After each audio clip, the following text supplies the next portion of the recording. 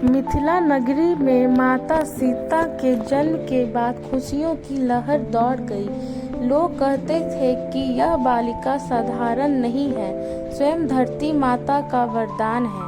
राजा जनक और रानी सुनैना अपनी पुत्री को बहुत प्रेम करते थे। पूरा महल सीता जी की मधुर हंसी से गूंजता रहता था।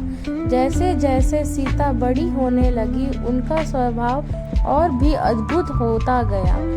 वे हर सुबह सूर्योदय से पहले उठती, मंदिर में दीप जलाती और भगवान की पूजा करती। महल की दासियां कहती, राजकुमारी के चेहरे पर ऐसा तेज है जैसे चांद धरती पर उतर आया हो।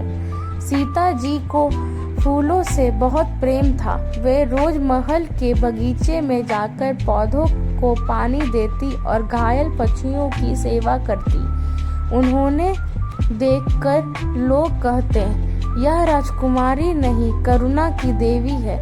एक दिन की बात है, महल में एक बहुत विशाल और भारी धनुष रखा था। वह भगवान शिव का दिव्य धनुष था। उसे इतने वर्षों से कोई हिला नहीं पाया था। महल के सैनिक भी उस धनुष के पास जाने से डरते थे। उस दिन छोटी सी सीता अपनी सखियों के साथ खेल रही थी। खेलते खेलते उनकी गेंद धनुष के पास चली गई। सखियां डर गई और बोली, राजकुमारी वहां मत जाइए, यह महादेव का धनुष है।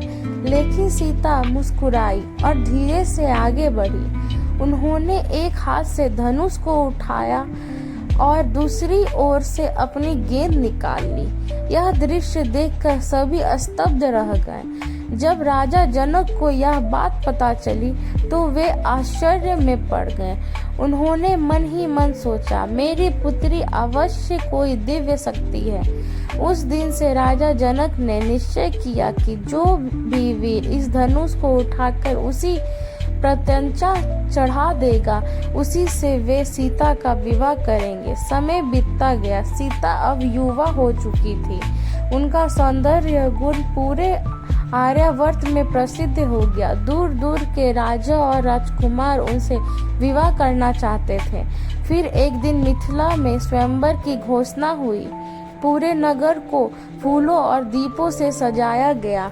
हर ओर उत्सव जैसा वातावरण था। देश विदेश से बड़े बड़े योद्धा आए। कोई अपनी ताकतवर पर गर्व रखता था तो कोई अपनी राज की शक्ति पर। लेकिन सभी में के मन एक ही प्रश्न था, क्या कोई सिर्फ धनुष उठा पाएगा? उसी समय महर्षि विश्वामित्र 2 राजकुमारों को लेकर मिथिला पहुंचे।